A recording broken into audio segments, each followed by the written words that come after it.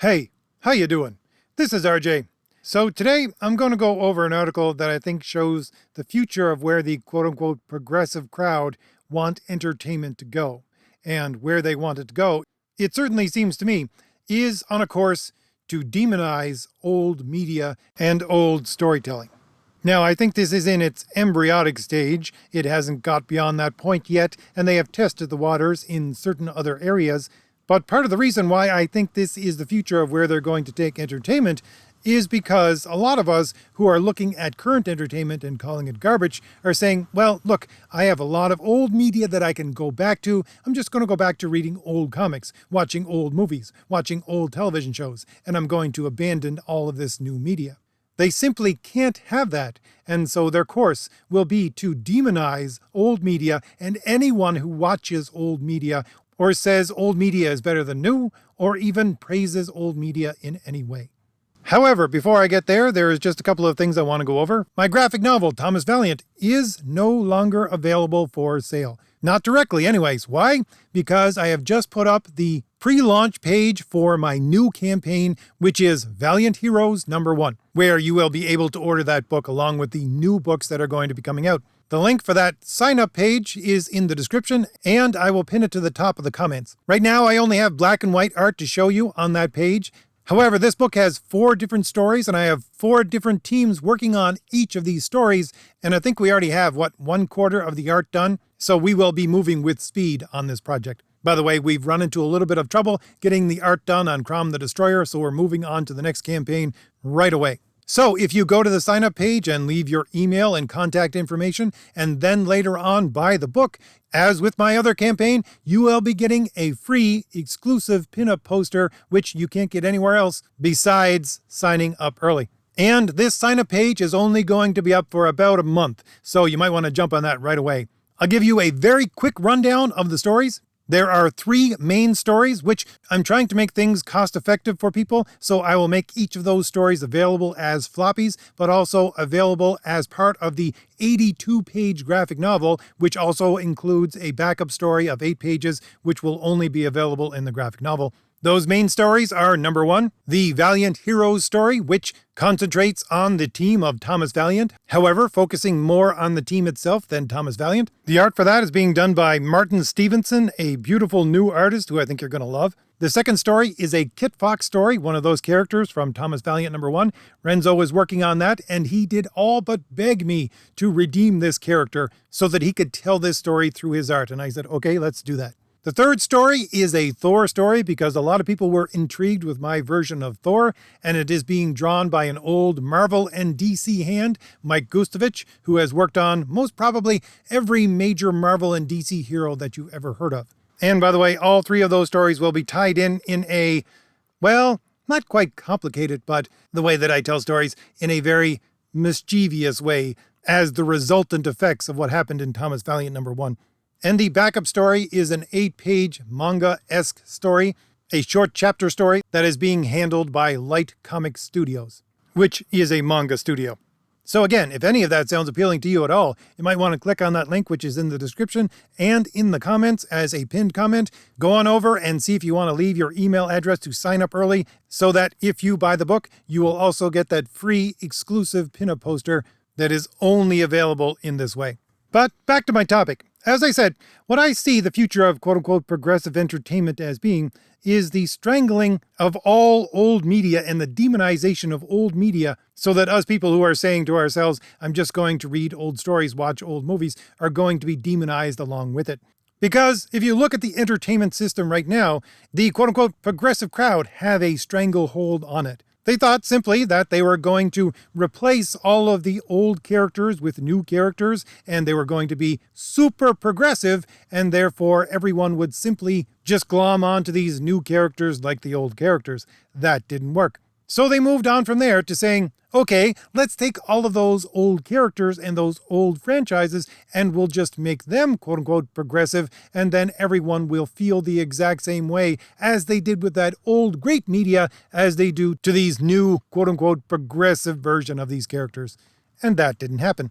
Now, are they still trying to do those two things? Sure they are. With Marvel Comics, they tried the all-new, all-different Marvel, the progressive heroes, so-called, that they tried to put out there to replace all the old heroes, it didn't work, but they're still trying to force that into the next phase of the MCU. That's exactly what the next phase of the MCU is, to take all these failed characters, these progressive characters that replaced all the older characters, and think that everyone is going to swallow that bitter pill and just take that entertainment and say, that's all I have right now, I'm going to cheer for these progressive heroes. But no, it didn't happen in the comics, and it's not going to happen in the movies either. We can see the precursors of this thing failing already. Nor has their other take on this worked. If you look at that all-female Ghostbusters movie, which was supposed to replace the old Ghostbusters movie and use all that nostalgia to present you a new progressive version of these characters, no, that failed miserably, to the point where they had to basically ignore the existence of it and come out with a new movie that basically saved the franchise. So certainly this is not a science that they have set down. This is not something that's going to hit like a monolith. It is something that they are picking at. It is something that they are trying and experimenting with. But those two avenues, I do believe, are being exposed as avenues that simply are not going to get the job done. I suppose I could add to that their attempt to take old media and to revise it, to re-edit it in a way to make it look progressive. That's certainly what they've been doing with Marvel Comics and their online versions of these comics. Now, it's been in subtle ways, certainly. They have changed dialogue here and there. They have taken out things like Wolverine smoking, all these kinds of things, because they're no longer acceptable.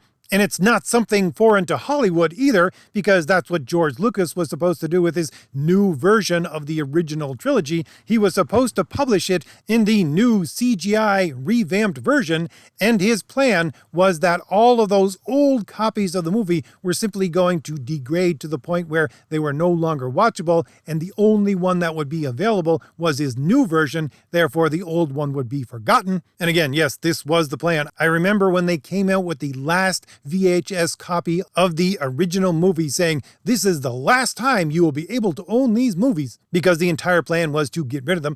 But that didn't work for George Lucas because, well, first of all, digital media and the internet does not forget, although the internet at that time was only in its infancy. But this is the kind of thing that your quote-unquote progressive people have also been trying to do. But again, it's not working as they intended, just as it didn't work for George Lucas, because people have their own copies, people scan or digitalize their own copies, and on the internet, everyone can get it for free. So really, for me, I'm looking at all of this and going, what they have left, by process of elimination, is this last attempt to try to control the narrative. And the way that they're going to try to control the narrative is by demonizing old media and anyone who praises old media or consumes old media. And as I said, right now, I can see this in its infancy. This is only very young, and it is only starting out, and it is only very subtle right now. And the reason why I started thinking about this and wanted to do this video is because I ran across an interview with a comic writer. She was giving an interview at one of the Comic-Cons. And in this interview, you can see the very light strains of this exact thing. The person being interviewed is Megan Fitzmartin. She is writing the new Young Justice, which is trying to retcon all of the history of the characters from the Young Justice series. That would be the 1990 version of Superboy, Tim Drake Robin, Bart Allen Impulse, who is the next generation of Flash characters, and Cassie Sandmark, who was the new, Wonder Girl, who was supposed to be the up-and-coming Wonder Woman. And I want to go over this interview, it's not very long, and pull out those strains of thinking, and not only those strains of thinking, but the way that a storyteller, a quote-unquote progressive storyteller, actually will try to sell you these stories. Because I'm always talking about story. If you go back to the logical definition of what a story is a rhetorical argument. And what this woman is doing right here is also giving basically a rhetorical argument within this interview, because most interviewers of these people are just softballing them questions in order for those people to give the information that they want. And the way that these arguments, whether they're in interviews or they're in stories, go is that these quote-unquote progressive people have a progressive agenda. That is to say, they want society to progress in a very specific way towards a very specific ends. So they set that end point, and then everything flows backwards from that. And that's exactly, as I'm always saying on my channel, how you have to look at these interviews. You look at the last statement that they make in this interview. That's the most important point. And then you have to move backwards from that to see how they try to, in most cases, manipulate you in an emotional way in order to lead you down the garden path from where you were to where they want you to go, which is the norm of progressive storytelling, argument, and really ideological acceptance. And that end point for that interview and for this story that she's trying to tell within this Young Justice story arc is the fact that you take these old heroes that were popular in the 1990s and you revamp them in a way to show that they themselves despise the version of themselves from the 1990s. That they are supposedly progressing forward, being progressive characters. And so you, as the audience, should look back, as with these heroes, quote-unquote heroes, with disgust on this old 1990s version of the character, even though at the same time you have to pay lip service to it to say, oh yes, it's the origin of it, but we must move forward. So to start off, the interviewer gives a little summary, and I'll give you just the first line of his interview because I think it's a little bit telling. Although he's not working for DC Comics itself, I think he gleaned a couple of things from his interview with Megan Fitzmartin, and he says the following. Tim Drake's Robin, and by the way, it's all concentrated first and foremost on Tim Drake Robin. Why? Because they have made that character a alphabet person, even though the character has been around for a long time now and has never shown any inclination of that whatsoever, but they've turned him into a walking, talking rainbow flag. And so he needs to be the spearhead of this progressive movement. So he says, Tim Drake's Robin and the rest of his Young Justice cohort have had a transformational past year in DC Comics, with writer Megan Fitzmartin spearheading this new era with Dark Crisis, Young Justice, and the upcoming Tim Drake Robin series. So we see right from the get-go that this is supposed to be a new era for these characters, being spearheaded by Megan Fitzmartin. I'll put that interview in the background just in case anybody wants to read it, but he goes on to talk about how this comic, which is being produced right now, has a 90s aesthetic to it. So it is to draw those people in who liked these characters within the 90s and thought they were good old stories, but then move them past that point in such a way to inevitably turn their back on these stories. But we'll get to that. So, by the way, Megan Fitzmartin speaks in an extremely roundabout way. She uses word salad to describe something which, if she were pithy, could be done in probably 3 words. So I do apologize for these long quotes. But this is, of course, how, quote-unquote, progressive writers actually do things. I mean, if you've read any of their material, certainly comics, it's just giant word balloon after giant word balloon. So the interviewer from Screen Rant says, where does your journey with Tim Drake begin, and what does he mean to you? Megan Fitzmartin replies, my journey with Tim, I think, goes all the way back to the Batman animated series of all places, which, by the way, I don't remember Tim Drake being in the Batman animated series. But anyway, that could just be me. She continues, because I have sort of a weird background in that my family's conservative and was sort of restrictive on what I would watch and whatnot, but I was able to read comics, and I was able to watch comic book things. But my dad's a big Marvel fan, and so I started more with Marvel, but the DC stuff, I started with the animated stuff, which mirrors my journey into writing for DC. I started in DC animation and then moved over to DC Comics, and I knew about him from there. So I've always been aware of Tim Drake, and then I started getting more into comics in my high school years, and that's when I picked up Jeff Johns' Teen Titans run and things like that, and worked backwards from there.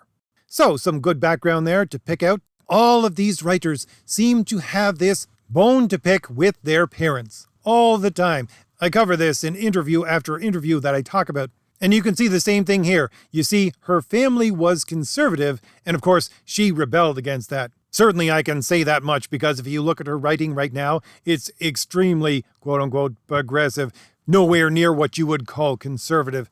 And the other thing being that, again, you see this word salad, where she meanders around the question to try and make it look like she actually has some connection and history with this character. Now, she may, but of course, if she does, I would think she would have a much more directed answer to this exact question. Where did you begin your journey with this character that you're now writing and focusing on? And all I get from her answer is, I ran across him tangentially in different forms of media, and then went back and read stories about the character from older comics, even though she's going to say later on in this interview that she was dealing with those stories as they came out, or at the very least gives an indication of that. So she is contradicting herself from what she's going to say later on. She goes on to say, but he's always been this emotional, incredibly intelligent guy who's just trying to do his best. He's not the acrobat that Dick is. He doesn't have the anger issues that Jason has.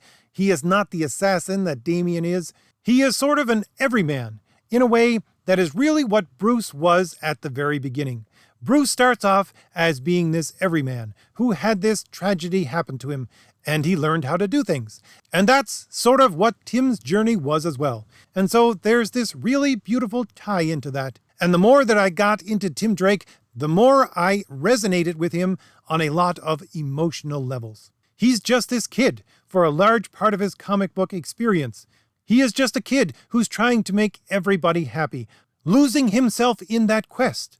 And that was really impactful for me. Okay, I'm just going to rip this one apart. You see how the entire thing is based upon emotion? She says that specifically twice.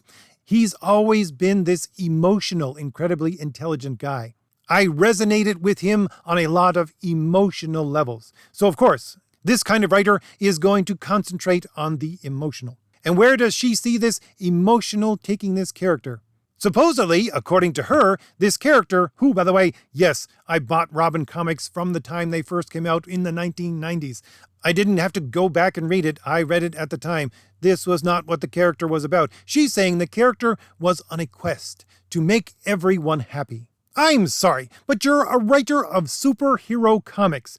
This is not what the character is about. You'll notice in this entire interview, she says nothing about being a hero. She says nothing about heroics whatsoever. She's talking about multiple characters that have held the title of Robin, some of which have their own superhero identities right now, like Nightwing and Red Hood and the new Robin, but she doesn't talk about them in any heroic fashion whatsoever, nor in any way that focuses on action, which is what a superhero comic is supposed to do. No, she focuses on the anger issues of Jason. And I don't know where in the world she gets this, but she says Batman was an everyman. I'm sorry, but first of all, Batman lost his parents in a tragedy when he was a little kid. There was never a man called Bruce Wayne who wasn't traumatized by this experience as a kid. He was never an everyman because he was a young kid when this traumatic thing happened to him. How in the world you could get the Batman story that messed up in your head, I don't know. Except for the fact, of course, that she's tying it all into emotion, so somehow it emotionally makes sense. Because she goes on from there to say, yeah, Tim Drake is an everyman, just like Bruce Wayne is an everyman.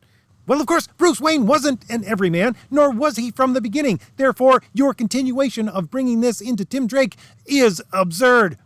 Then Screen Rant goes on to ask her about what the future of Tim Drake looks like, and she says the following. I'm really excited by the stories that I'm getting to tell with Tim, and wanting to give him sort of his own space. I think that's been a big issue for Tim for a long time. It was an issue with Dick Grayson at the very beginning with, like, how do we have Dick Grayson, but like moving on from the Robin mantle to the Nightwing mantle?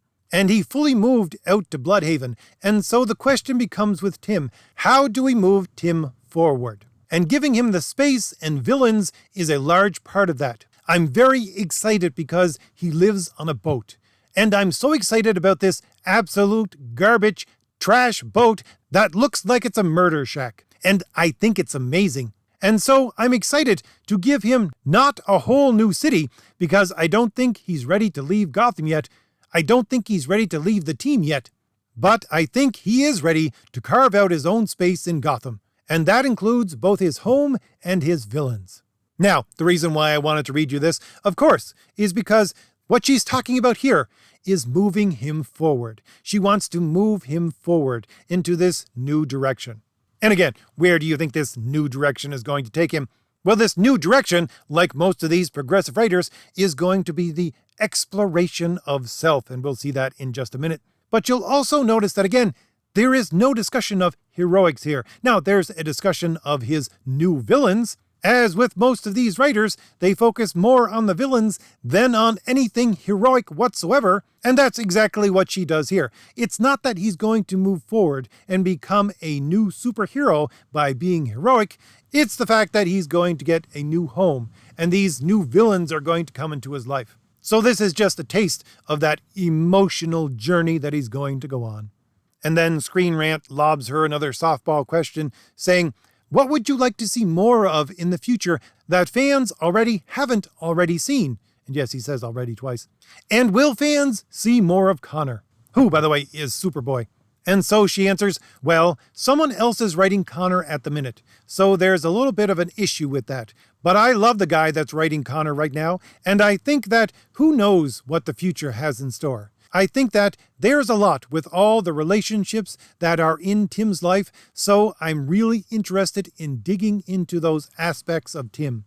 Because I think that goes to the next step, which is what I'm trying to do with Tim, is to set up a space for him to exist in this world. Because he's no longer the only Robin. What is the next phase for him? In the same way that for you and I, our identity comes from ourselves, first our family unit, and then our friendships. And that is something that we were trying to do with Batman, Urban Legends, and moving into Young Justice. And now taking those pieces that Tim grew into and figuring out what the next steps are for him. And I think that he's now got all of the pieces together that he can figure out what the next steps are for him. So I just want to pull out of this the fact that, yes, she seems to be talking about moving the character forward, which I'll admit, this character should have moved forward already in these stories, but he hasn't. So you might be saying to yourself, yeah, it's good that they're taking this character in a new direction, but of course, where is this new direction? As I said, if you go down to the end of the article, you'll see that it's the progressivism. That's where he's going towards. It is not something that is informed by the history of the character. No, that history really has been destroyed by the fact that they've made him one of the alphabet people, which just came out of nowhere. And again, you'll see that subtle DC strain of progressivism coming out in what she's saying, in how this character, just like as she says, for you and I, our identity comes from ourselves, first our family unit, and then our friendships. I'll just have to point out, as I usually do, that, there are some people out there, I would say most probably the majority of people out there, who see other things as being bigger than themselves and find their identity in things which are, sometimes even universal, not just within ourselves, not just within our family and friends. But of course, the progressive way of thinking is that such things as that don't exist. Therefore, this is where you get your identity from. But really, the more important fact is that she's concentrating this all on the identity of the character. And you may say to yourself, well, the identity of a character, isn't that an essential thing? Yes, it is. But the fact is, they're talking about progressive identity. I've gone over this a number of times, especially with the Marvel podcast. It's all about exploring your identity, which is just progressive shorthand for you must indulge yourself in whatever it is you think you want to do. And from that life of selfishness, you will naturally gravitate towards progressivism, which, by the way, I'll have to point out once again, is the exact opposite of what a hero is supposed to be. The self-sacrificing, I will make myself an embodiment of justice hero. That is what has been presented to us as heroes throughout Western civilization. No, for these writers, it's your identity. Immerse yourself in the selfishness of your own identity. That's the story that we're going to tell. And then she moves on to the next character, which is Cassie Sandmark, Wonder Girl, and says almost the exact same thing. The Screen Rant interviewer says, fantastic. And moving into Dark Crisis Young Justice, I never knew I needed angry Cassie Sandmark, if that makes any sense. And I think her point of view, starting off the story, was such a powerful and strong choice. What went into your process behind that? By the way, this is one of the things which is going on within this story. You have this angry young girl who is simply lashing out at people, who is portraying the Justice League, who is supposed to be their mentors, as this almost sadistic force which knew that all of these younger heroes, which were assigned to each of these older heroes, was simply going to die at some point. But anyway, Megan Fitzmartin says, well, I love Cassie is part of it, to the point where my editor had talked to Dark Crisis on Infinite Earths writer Joss Williamson beforehand because we were talking about what the story could be. And he came back, and my editor Dave was like, Josh Williamson asked if we like Cassie, because that's what he got from this. I was like, yes, he's correct. That is what this is. And I think that so much of Cassie's story really hasn't been told. It's been the boys. And I love the boys too! ! Listen, I'm a woman who grew up in comics. I read a lot of comics, and I was always searching to find myself in comics, and I was lucky enough to find that in various spaces. But there was a lot of female characters at the time who struggled to be in those spaces. And I recognize being in a very male-dominated space. And I think there's a lot of angst that we don't always talk about. And there's a lot of, well, you should just be happy that you're here. And I think for Cassie, I think that's a lot of people being like, well, you should just be happy enough that you're here. And that takes away from a lot of stuff that she's had to put up with and go through. And so wanting to give Cassie that voice and give her that space to put paint to the fact that she's frustrated. She's got a lot to say. And as I said, as Dave and I were digging into the story, it was a lot about how Cassie is just done. Cassie is just angry. And it was fun to be able to write that. It was fun as a female creator to be able to write being angry. Because it's a space that we don't always get to see. Now, you'll see exactly right here the sophistry of her argument. Her argument is, I personally grew up reading comics, and I was searching for myself, again, my identity within these comics. And people were telling me, well, you should just be happy to be here. And then she transfers all of that from herself right over to the character of Cassie by saying, and a lot of people were telling Cassie, well, you should just be happy to be here. Now, you see that link of that statement that is made twice, one for herself and one for the character? That links that character directly to the writer, and then everything else that she expresses within that character that she talks about is just an expression of her own emotional state. So she's projecting onto this character her anger and saying, yes, of course, she's justified in being angry. Yes, of course, we need to show this anger. Yes, of course, we need to get it out there. Allow this character to air her grievances and show her anger as a female. But again, this entire thing is connected with that one statement. That one statement that she makes twice, once for herself and once for the character, that is supposed to link in the mind of the person who is reading this interview the emotional state of the writer with the emotional state of the character, and therefore the character is her without her actually saying so. You see the subtle tricks of language these people use in order to justify, I'm going to make this character me, and then vent my frustration and anger through this character and this story? You see how that works? And once again, I have to point out, it all just comes back to anger. It all just comes back to emotion. There is no heroics here. It is the exploration of self through the emotion. It is progressivism. And then the interviewer praises her and says the following, yeah, absolutely. And I feel like it's such a good way to tie back to the 90s comics, but with a very contemporary consideration, and just as a way to modernize the story and fill in those gaps, as you were saying. Because while I have a huge soft spot for those 90 comics, you get whiplash, just in terms of the difference of characterization, especially for Khan. He's talking about Superboy here. And so I was also wondering how you balanced those characterizations and bridged the space between those. And here's where we get into her closing remarks. And again, the end is where everything comes out so that you can understand the beginning. She says, I fully think that the balance is having love for those times and those comics and recognizing that we can't stay there. I was on a panel earlier with Josh Williamson, and we had talked about something similar to this, even before the panel, of the importance in storytelling in general.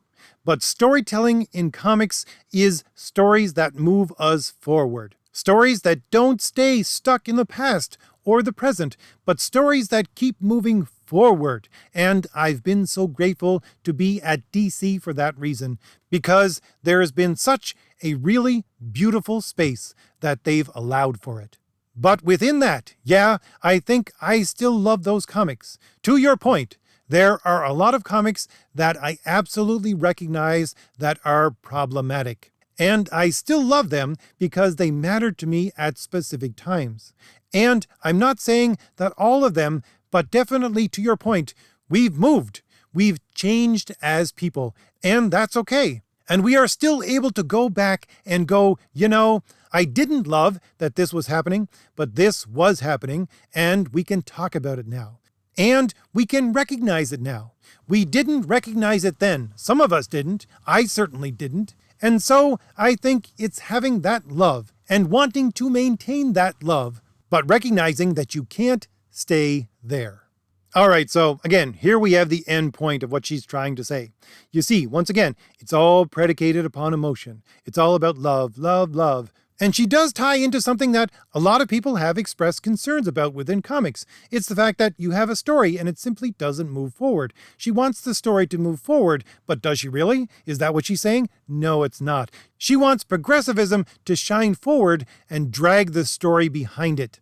Because if you notice, she's talking about storytelling here and stories. She mentions that specifically. She says the importance of storytelling in general. And storytelling in comics that moves us forward. You see, storytelling is not something that's based on universals for these people, these writers. Storytelling is not based on these set of principles, the way that language works and the way that human beings work. No, it's based upon what is happening at the present time and how to express that social impact of what is going on at the present time. That's all stories are good for. They must move with the times. They must keep up with the times. This is what she says storytelling is all about, and this is directly contrary to storytelling itself as expressed throughout Western civilization. Storytelling throughout Western civilization has a very specific structure. It is based upon very specific rules. It's based upon rationality and logical thinking and expresses itself as a representation of reality, as a rhetorical argument, as was set down by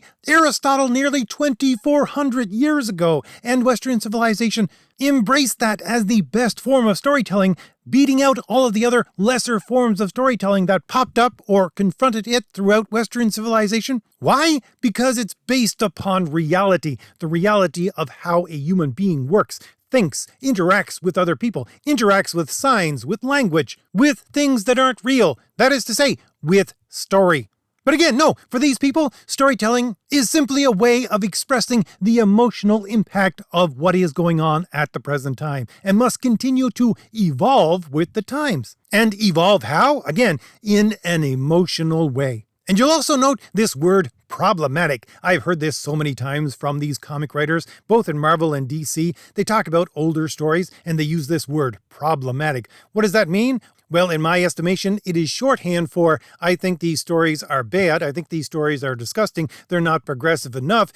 But the corporate overlords that allow us to actually get our message out there are dependent upon these older stories in order for us to sell these new stories, in order for us to sell our ideology. Therefore, we must make some exception for them, and we won't call them a problem. We won't condemn them outright. We'll just call them problematic and try to forget about them. But again, forget about them only insofar as you can't stay in those times. You can't stay in that kind of storytelling, in that time and place. But you see, she mixes this up with you can't keep a character in this specific time and place with you can't keep storytelling within this certain time and place. Those two things are very different. But no, she conflates the two. Because I agree, you should not keep a character in a stagnant position. That is not a representation of how human beings actually work. But stories aren't human beings. Stories based upon universals and ideas that don't change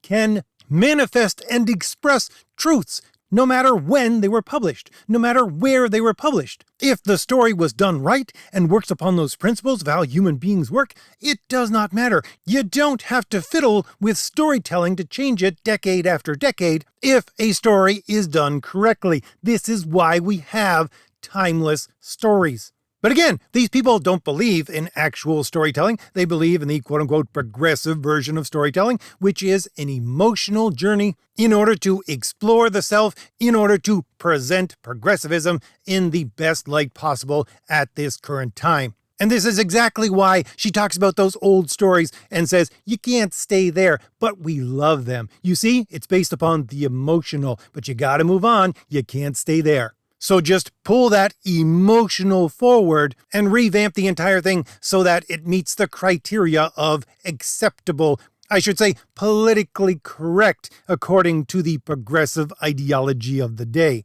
And she does all of this by playing upon that one thing which is true throughout comics, and which is the fault of comics. She is basing her lies and how she proceeds and lies to her audience in her stories and in this interview upon something that is essentially true and uses that to convince you of something else. And that truth is, comics are episodic. I'm sorry, they are. Things don't move forward, certainly not with any speed unless something really, really dramatic happens so that you have to change the characters. And the thing being, again, if you look at that structure of storytelling, if you go back to Aristotle, what does he say is the worst kind of storytelling? He says it's episodic storytelling. Why? Because things need to flow. Things need to move forward. They have to have a certain pattern. They have to make sense. And some of that pattern is, if you can take event C and move it before event A in your story, that is to say, if you can switch those two things around within your story, in your timeline, and it doesn't matter, then no, that's not a good story. And again, this is exactly what she's saying here. And I agree with, no, that's not a good story. That episodic kind of storytelling, as Aristotle would say, is not good. It is something that comics needs to get past. But she's taking that and then again conflating it with the entire idea that society is moving forward, therefore the structure of storytelling itself needs to move forward. But again, this is not a rational argument. This is a red herring, a bait and switch, because she's pointing out the actual fault with comics and the way that stories have been handled within comics over the last almost century now, and then saying it's the fault of storytelling, not the fault of the storytellers. And therefore, instead of becoming better storytellers, we need to revamp storytelling itself in order to meet with what? With progressive norms. And as I'm always saying, those progressive norms of quote-unquote storytelling are just an argument, a way of emotionally manipulating the audience in order to bring them to the progressive ideological point that they have at the end. And that is the definition of propaganda, not of storytelling. And that's the significant difference. That is the reason why there is going to be this demonization of old media. Why? Because old media contains actual stories. New quote-unquote media is just propaganda. If you will not swallow the propaganda and just go back to storytelling, they're going to get rid of storytelling. That's their plan. That's what they have left. And that is one of your endpoints of progressive ideology. A place and time where you can no longer even tell a story. A place and time where if you do anything, then construct an argument in order to justify progressivism, you are going to be demonized. And when I put it that way, I think many of you can look around at social media, at the corporate news, at the entertainment systems that we have, and see that that time is already here. So, if I've given you anything new to think about, hit like, hit the shield in the lower right-hand corner of your screen to subscribe, and leave me a comment. Tell me what you think about all this. And don't forget to sign up for my next campaign if you want that free, exclusive pinup poster when you eventually buy the book. That's the only way to get it, and the sign-up page will only be open for about a month, so you'll have to jump on that right away. All right, I'll leave it there. I'll see you later. Bye.